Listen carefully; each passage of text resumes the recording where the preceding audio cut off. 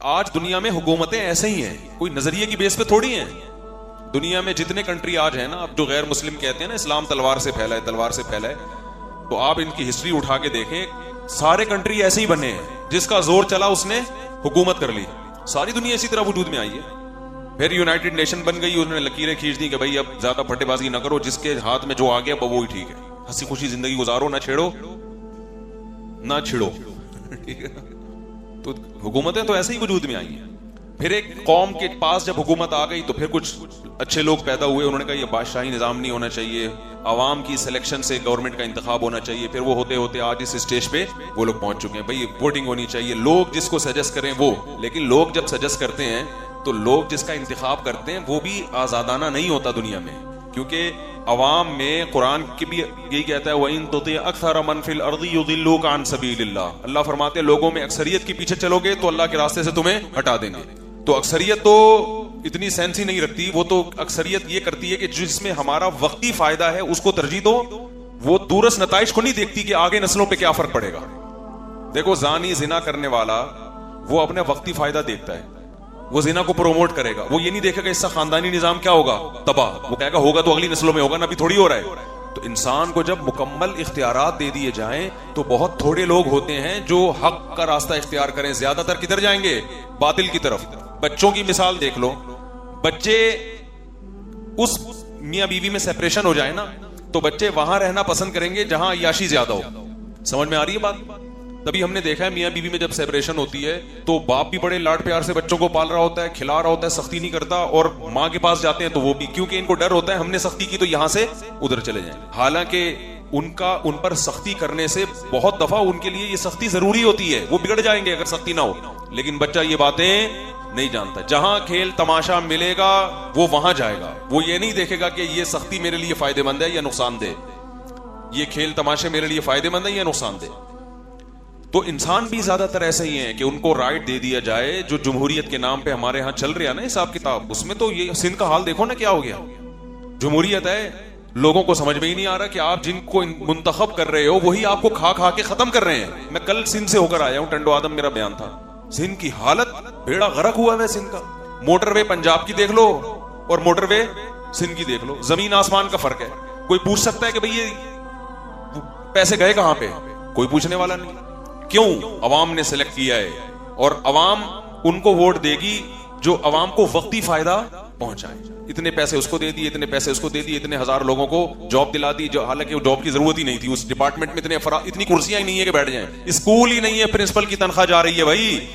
अब आप मुझे बताओ, अगर एक जगह स्कूल ही नहीं है और प्रिंसिपल हेडमास्टर की और टीचर्स की तनख्वाहें जाना शुरू हो जाएंगी तो उनमें 90% इस तरह के हेडमास्टर और टीचर ऐसे होंगे जो ऐसे ही सियासतदान को वोट देंगे जो हमें घर बैठे तनख्वाह भेज रहे हैं, हालांकि ये कौम के दुश्मन है, लेकिन कोई समझता है ये बात?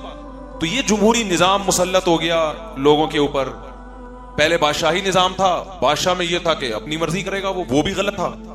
तो इस्लाम ये कहता है ना बादशाही निजाम ना जमहूरी निजाम। इस्लाम कहता है तुम सब अल्लाह के गुलाम हो।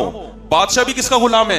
अल्लाह का। मेरी हुकूमत है, मेरा कानून है, जो भी तुम्हारा अमीर या जिम्मेदार बनेगा, चाहे जबरदस्ती मुसल्लत हो जाए, चाहे लोग उसको सेलेक्ट करें। इस्लाम तरीक़े कार को फोकस नहीं करता, खूब समझ लो।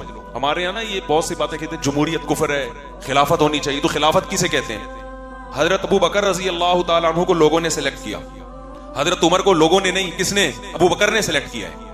उन्होंने बता दिया, क्यों? वो समझ रहे थे कि भाई मेरे बाद इनसे अच्छा इस कौम के लिए कोई भी नहीं है। तो वहां तो ना इलेक्शन हुए ना जमहूरियत को देखा गया। अबू बकर ने समझा कि भाई मैं अपने बाद जिसको बना के जा रहा हूं इससे बेहतर तुम्हारे लिए कोई भी नहीं है, मुसल्लत कर दिया, यही है। हजरत उमर ने भी ऐसा नहीं कि पूरे मदीना वालों की राय लियो, ना ना ना ना, 6 आदमियों की कमेटी बना दी, इन्हीं में से सिलेक्शन होगी, इसके अलावा बोलो ना भाई, नहीं होगी। तो इस्लाम में इससे पता चलता है कोई खास तरीका है ही नहीं। इस्लाम नतीजे को फोकस करता है, तरीक़ेकार को फोकस नहीं करता। आज क्या होता है, हर थोड़े दिन में कोई तहरीक उठती, खिलाफत चाहिए, खिलाफत के नाम पे 8, 10, 25 धमाके किए और जो मुल्क की रही सही ताकत है उसकी भी ऐसी की तैसी कर दी। तो यही हो रहा है, हर थोड़े दिन में कोई उठता है खिलाफत। एक दिन कोई साहब आ गए कि ये खिलाफत की बात आप क्यों नहीं करते? मैंने कहा मसलन बात करने से होगा क्या? उन्होंने कहा खिलाफत कायम करेंगे। मैंने कहा कैसे कायम करेंगे आप खिलाफत? तहरीक चलाएंगे। मैंने कहा तहरीक जब आप चलाओगे ना, अभी तो आप थोड़े से हो, जब 8-10 आदमी हो जाएंगे एजेंसी वाले उठा के ले जाएंगे। तो ऐसी बात करो जो ग्राउंड रियलिटी से थोड़ी सी, और मैंने कहा मुझे तो खुद नहीं पता, कोई आप ही कोई एजेंसी के आदमी ना हो, मुझे अंदर से चेक करने के लिए आ रहे हो। बाज़ दफा खुफिया एजेंसी के लोग आपको चेक कर रहे होते हैं, खिलाफत कर रहा है, हाँ भाई चल आ जा अंदर, आ जाओ भाई। फजूल बातें करने पर गवर्नमेंट की तरफ से कोई पाबंदी नहीं है। ग्राउंड रियलिटी को देखकर इस्लाम कहता है फैसला करो, करना क्या है तुमने, जितनी खैर का काम तुम कर सकते हो वो करो। अब मैं खुद जमहूरियत के खिलाफ हूं, जो मौजूदा जमहूरियत का निजाम है मैं खुद इसके खिलाफ हूं कि ये तरीका सही नहीं है। इससे तो मुल्क में ज्यादा, हमारे मुल्क में पढ़े लिखे लोग ज्यादा हैं या कम है? कम है ना, बाशऊर लोग कम है, ये तो एक हकीकत है ना। सर्वे करके देख लो, पता चल जाएगा कितने लोगों में सेंस है, किसनों में नहीं है। तो जब बेशऊर लोग माजरत के साथ ज्यादा हैं, इसका मतलब वजीर आजम कौन बनेगा? ये तो 100% तयशुदा हकीकत है। हाँ, कुछ कम बेशऊर होते हैं, कुछ उनसे ज्यादा बेशऊर होते हैं, तो इसका मतलब कोई ढंग का बंदा तो आ नहीं सकता इस सिस्टम के तहत। कोई ढंग का आदमी नामुमकिन है कि आ जाए, क्योंकि यहां आने के लिए अवाम को उल्लू बनाना पड़ेगा, कुछ लोगों के मुंह बंद करने पड़ेंगे, कुछ को स्कूल बगैर स्कूल के प्रिंसिपल बना के तनख्वाहें देनी पड़ेगी। जो इस पन में सबसे आगे होगा, ये वाला पन समझ रहे हैं? ये मेरी अपनी उर्दू है, मुझे जब लफ्ज नहीं आ रहा होता मैं खुद ही उर्दू बनाता हूं। ये वाले पन में जिसको आप कुछ भी बोल दो, तो जो इस पन में, झूठ बोलने में, तकरीरों में मुबालगा आ रहा है। एक साहब कहने लगे वो वजीर आजम ने ये लंबी चौड़ी तकरीरें की थी, आज कुछ भी नहीं हो रहा, वो चीजें है ही नहीं, ये फाड़े थे, वो क्या फाड़ा था, बिल फाड़े थे, और ये बिल आज खुद बिजली महंगी हो गई, तो ये क्या किया था।